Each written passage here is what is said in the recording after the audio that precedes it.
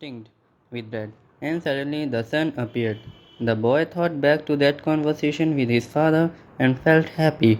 He had already seen many castles and met many women, but none of the equal of the one who awaited him several days hence. He owned a jacket, a book that he could trade for another, and a flock of sheep. But most important, he was able every day to live out his dream. If he were to tire of the Andalusian fields, he could sell his sheep and go to sea. By the time he had had enough of the sea, he would already have known other cities, other women, and other chances to be happy. I could not have found God in the seminary, he thought, as he looked at the sunrise. Whenever he could, he sought out a new road to travel. He had never been to that rude church before. In spite of having traveled through those parts many times, the world was huge and inhospitable. He had only to allow his sheep to set the route for a while, and he would discover other interesting things. The problem is that they don't even realize that they are walking a new road every day. They don't see that the fields are new and the season change. All they think about is food and water. Maybe we are all that way, the boy mused. Even me, I haven't thought of other women since I met the merchant's daughter. Looking at the sun, he calculated that he would reach Tarifa before midday.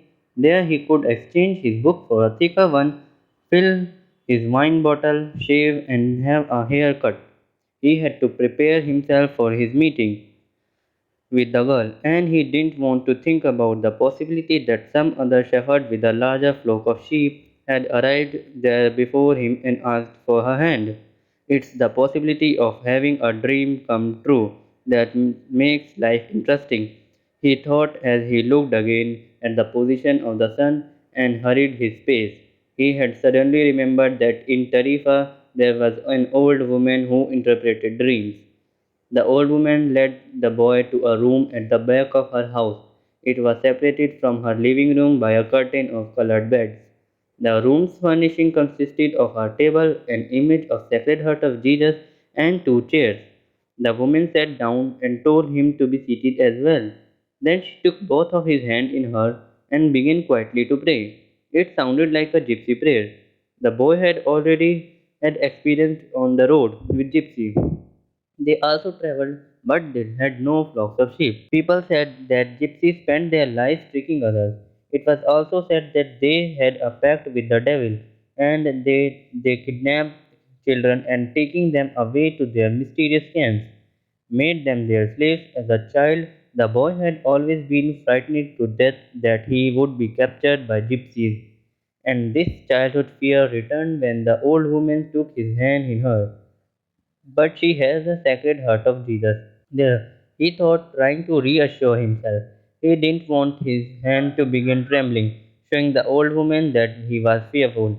He decided on our father silently. Very interesting, said the woman, never taking her eyes from the boy's hands. And then she fell silent.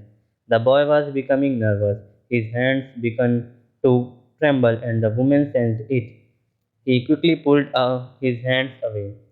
I didn't come here to have you read my palm, he said, already regretting having come.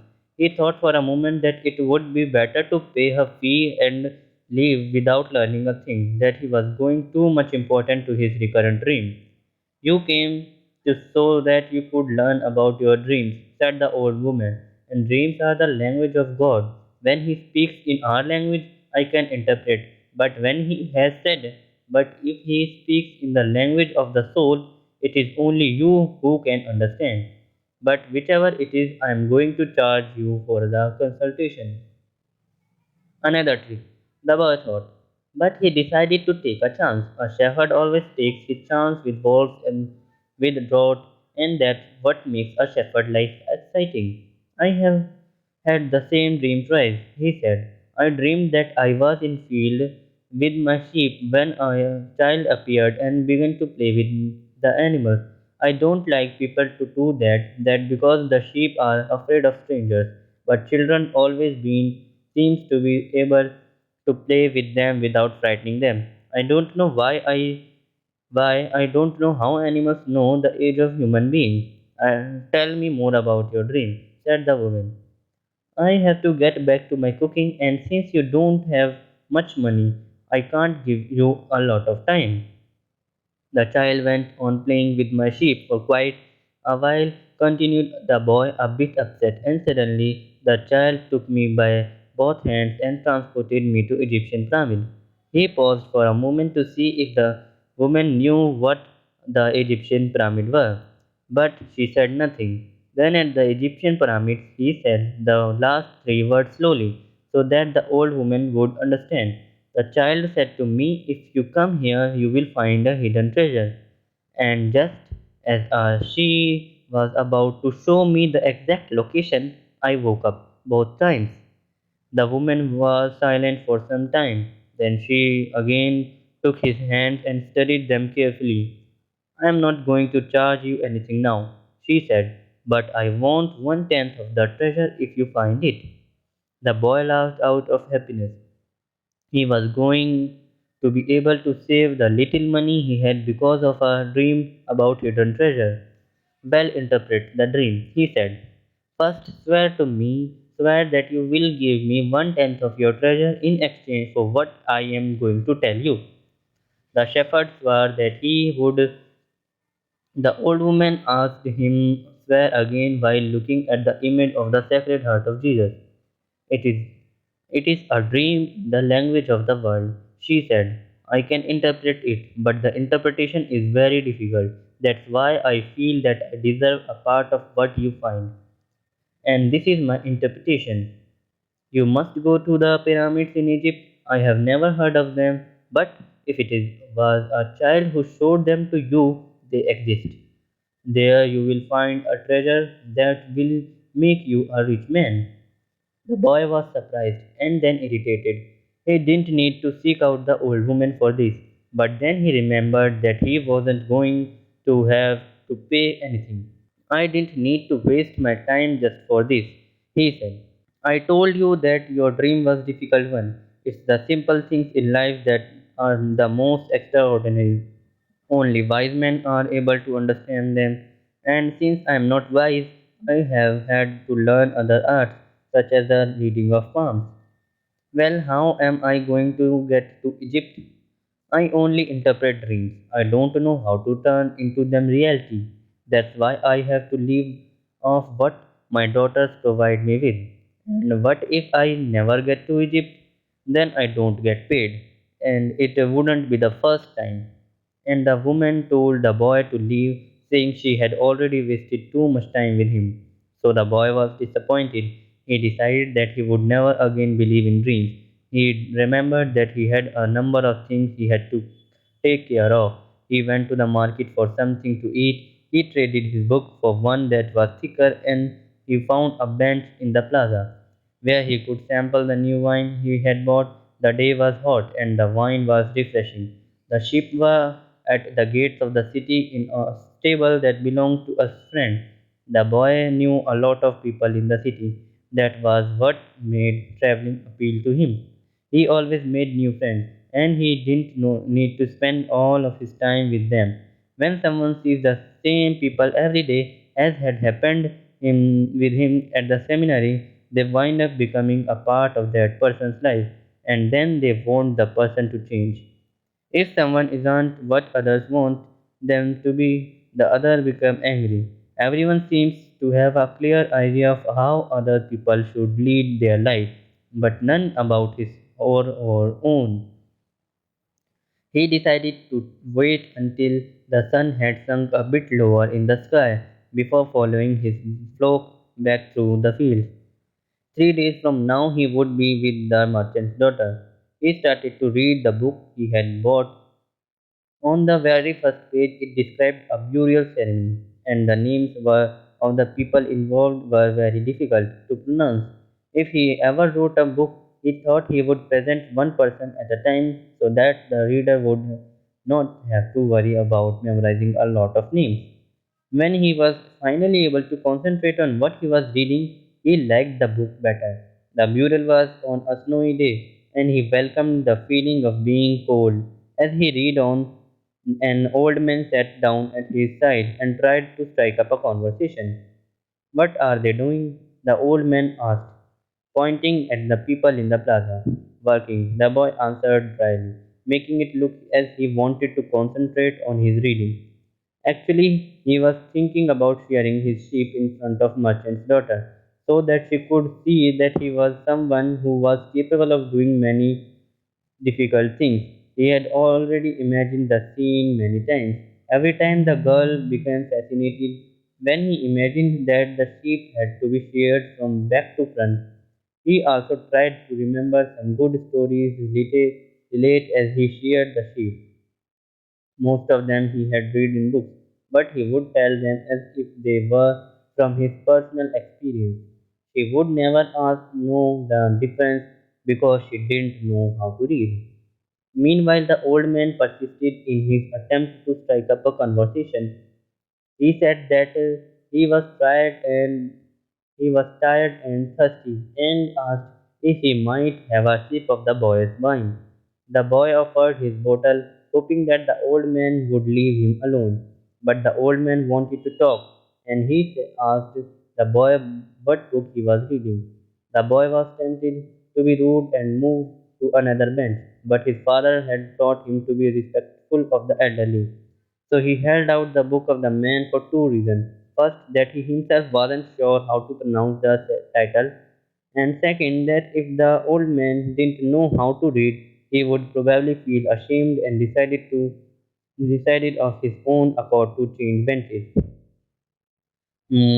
Said the old man, looking at all sides of the book as if it were some strange object.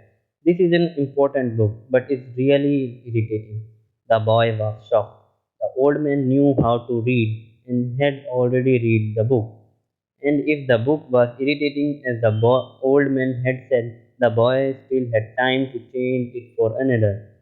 It's the book that says the same thing almost all the other books in the world say, continued the old man. It describes people's inability to choose their own destinies, and it ends up saying that everyone believes the world's greatest lie. What's the world's greatest lie? The boy asked, completely surprised.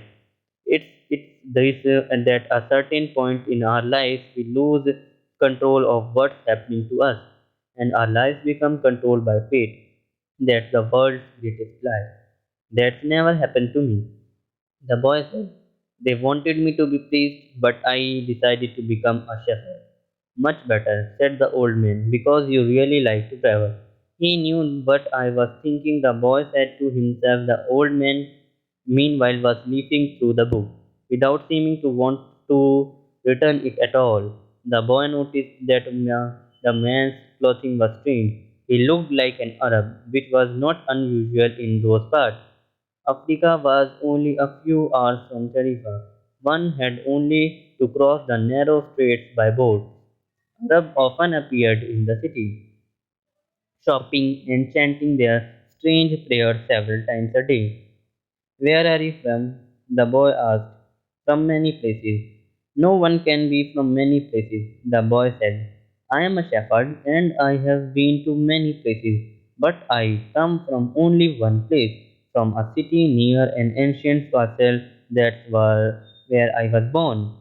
Well, then we could say that I was born in Salem. The boy didn't know where Salem was, but he didn't want to ask, fearing that he would appear ignorant. He looked at the people in the plaza for a while. They were coming and going, and all of them seemed to be very busy. So, what is Salem like? He asked, trying to get some sort of clue. It's like it always has been. No clue yet. But he knew that Salim wasn't in Andalusia. If it were, he would already have heard of it. And what do you do in Salim? He insisted. What do I do in Salim? The old man laughed. Well, I am the king of Salim. The people say strange things. The boy thought. Sometimes it's better to be with the sheep who don't say anything, and better still to be alone with one's books than tell They tell their incredible stories at the time when you want to hear them. But when you are talking to people, they say something that are so strange that you don't know how to continue the conversation. My name is Melchizedek, said the old man. How many sheep do you have? Enough, said the boy. He could see that the old man wanted to know more about his life. Well, then we have got a problem. I can't help you if you feel you have got enough sheep. The boy was getting irritating. He wasn't asking for help. It was the old man who had asked for a drink of his wine and he had started the conversation. Give me my book, the boy said. I have to go and gather my sheep and get going. Give me 1/10 of your sheep, said the old man, and I will tell you how to find the hidden treasure. The boy remembered his dream, and suddenly everything was clear to him. The old woman hadn't charged him anything, but the old man, maybe he was her husband, was going to find a way to get much more money in exchange for information about something that didn't exist. The old man was probably a gypsy too. But before the boy could say anything, the old man leaned over, picked up a stick, and began to write in the sand of the plaza. Something bright reflected from his chest with such intensity that the boy was momentarily blinded. With a movement that was too quick for someone his age, the man covered whatever it was with his cape. When his vision returned to normal, the boy was able to read that what the old man had written in the sand. There, in the sand of the plaza of that small city, the boy read the names of his father and his mother and the name of the seminary he had attended. He read the name of the merchant's daughter, which he hadn't even known, and he read things he had never told anyone. I am the king of Salem, the old man had said. Why would a king be talking with a shepherd? The boy asked, awed and embarrassed. For several reasons. But let's say that the most important is that you have succeeded in discovering your destiny. The boy didn't know what a person's destiny was. It's what you have always wanted to accomplish. Everyone they are when they are young knows what their destiny is. At that point in their life everything is clear and everything is possible. They are not afraid to dream and to yearn for everything they would like to see happen to them in their life. But as the time passes, a mysterious force began to convince them that it will be impossible for them to realize their destiny. None of what the old man was saying made much sense to the boy, but he wanted to know what the mysterious force was. The merchant's daughter would be impressed when he told her about that. It's a force that appears to be negative, but actually shows you how to realize your destiny. It prepares your spirit and your will, because there is one great truth on this planet. Whoever you are, or whatever it is that you do, when you really want something, it's because that desire originated in the soul of the universe. It's your mission on earth. Even when all you want to do is travel or marry the daughter of a textile merchant, yes, or even search for treasure, the soul of the world is nourished by people's happiness and also by unhappiness, envy, and jealousy. To realize one's destiny is a person's only real obligation. All things are one. And when you want something, all the universe conspires in helping you to achieve it. They were both silent for a time, observing the plaza and the townspeople. It was the old man who spoke first. Why do you tend a flock of sheep? Because I like to travel. The old man pointed to the baker standing in his shop window at one corner of the plaza. When he was a child, that man wanted to travel too, but he decided first to buy his bakery and put some money aside. When he is an old man, he is going to spend a month in Africa. He never realized that the people are capable at any time in their life of doing what they dream of. He should have decided to become a shepherd, the boy said. Well, he thought about that, the old man said, but bakers are more important people than shepherds. Bakers have homes while shepherds sleep out in the open. Parents would rather see their children marry bakers than shepherds. The boy felt a pang in his heart, thinking about the merchant's daughter. There was surely a baker in her town. The old man continued, in the long run, what people think about shepherd and baker becomes more important for them than their own destinies. The old man leafed through the book and fell to reading a page he came to. The boy awaited and then interrupted the old man just as he himself had been interrupted.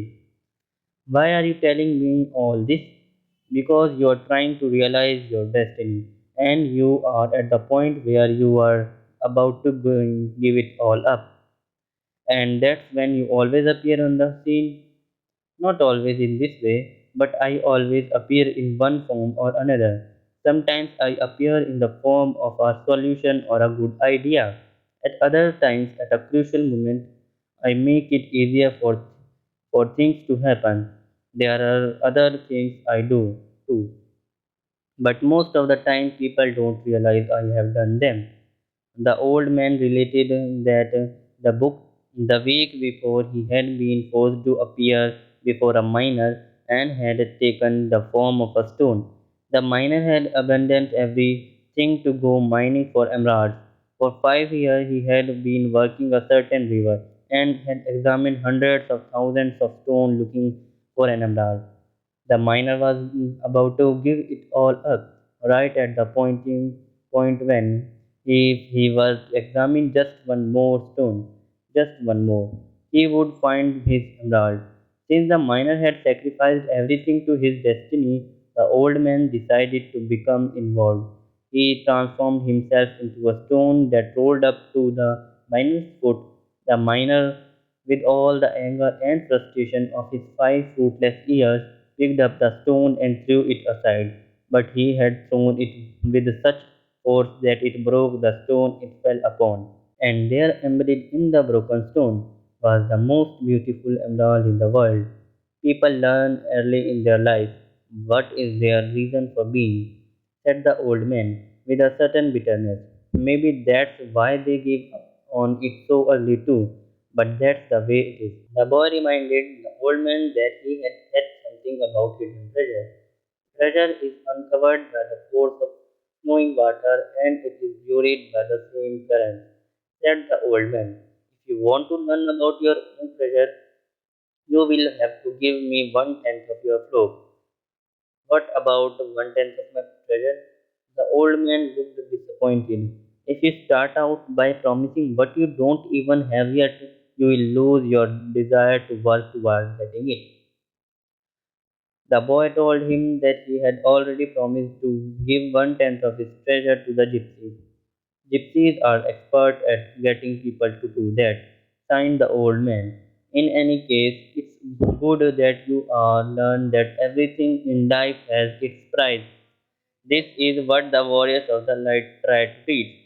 The old man returned the book to the boy. Tomorrow at this same time, bring me a tenth of your flock, and I will tell you how to find the hidden treasure. Good afternoon. And he vanished around the corner of Gaza.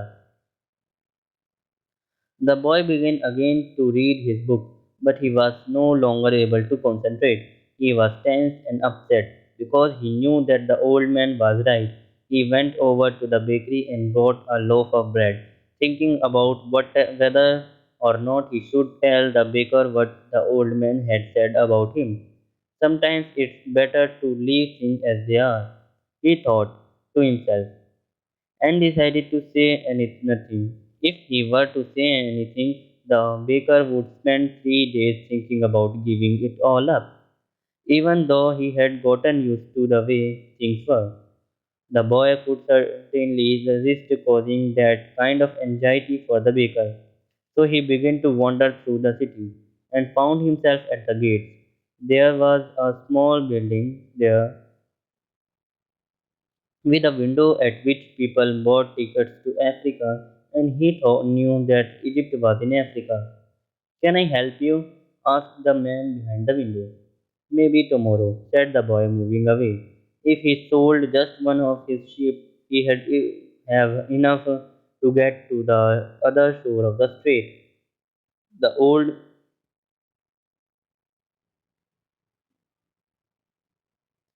the idea frightened him. Another dreamer, said the ticket seller to his assistant, watching the boy walk away. He doesn't have enough money to travel. While standing at the ticket window, the boy had remembered his flock and decided he should go back to be being a shepherd. In 2 years, he had learned everything about shepherding. He knew how to shear sheep, how to care for pregnant ewes, and how to protect the sheep from wolves. He knew all the fields and pastures of Andalusia, and he knew what he was the fair price for every one of his animals. He decided to return to his friend's stable by the longest route possible. As he walked past the city's castle, he interrupted his return and climbed the stone ramp and led to the top of the wall. From there he could see Africa in the distance. Someone had once told him that it was from there that the Moors had come to occupy all of Spain. He could see almost the entire city from where he sat, including the plaza, where he had talked with the old man. Curse the moment I met that old man, he thought. He had come to the town only to find a woman who could interpret his dream. Neither the woman nor the old man were at all impressed by the fact that he was a shepherd. They were solitary individuals who no longer believed in things and didn't understand that shepherds become attached to their sheep. He knew everything about each member of his flock. He knew which one was lame, which one was to give birth 2 months from now, and which were the laziest. He knew how to shear them and how to slaughter them. If he ever decided to leave them, they would suffer. The wind began to pick up. He knew that wine. People called it the Levanter because on it the moods had come from the Levant at the eastern end of the Mediterranean. The Levanter increased in intensity. Here I am between my flock and my treasure, the boy thought. And he had to choose between something he had become accustomed to and something he wanted to have. There was also the merchant's daughter, but she wasn't as important as his flock because she hadn't depend on him. Maybe she didn't even remember him. He was sure that made no difference to her on which day he appeared for her. Every day was the same, and when each day is same as the next, people fail to recognize the good things that happen in their life every day. That the sun rises, I left my father, my mother, and the town castle behind. They have gotten used to my being away, and so have I. The sheep will get used to my not being there too, the boy thought. From where he sat, he could observe the plaza. People continued to come and go from the baker's shop. A young couple sat on the bench where he had talked with the two old men and they kissed. The baker, he said to himself. That baker, he said to himself without completing the thought. The lavender was still getting stronger, and he felt its force on his face. That wind brought the mood. Yes, but it had also brought the smell of the desert and veiled women. It had brought with it the sweat and the dreams of men who had once left to search for the unknown, and for gold and adventure and for the pyramids. The boy felt jealous for the freedom of the wind and saw that he could have the same freedom. There was nothing to hold him back except himself. The sheep, the merchant's daughter, and the field of Andalusia were only steps along the way to his destiny. The next day, the boy met the old man at noon. He brought 6 sheep with him. I am surprised, the boy said. My friend bought all the other sheep immediately. He said that he had always dreamed to being a shepherd and that it was a good omen. That's the way it always is. said the old man. Called the principle of favorability. When you play cards the first time, you are almost sure to win. Beginner's luck. Why is that? Because there is a force that wants you to realize your destiny. It whets your appetite with a taste of success. Then the old man began to inspect the sheep, and he saw that one was lame. The boy explained that it wasn't important since that the sheep was more intelligent of the flock and produced the most wool. Where is the treasure? He asked. It's in Egypt, near the pyramids. The boy was startled. The old woman had said the same thing, but she hadn't charged him anything. In order to find the treasure, you will have to follow the omens. God has prepared a path for everyone to follow. You just have to read the omens that He left for you. Before the boy could reply, a butterfly appeared and fluttered between him and the old man. He remembered something his grandfather had once told him that butterflies were a good omen, like crickets and like expectation, like lizard and four-leaf flowers. That's right, said the old man, able to read the boy's thought. Just as your grandfather taught you, these are good omens.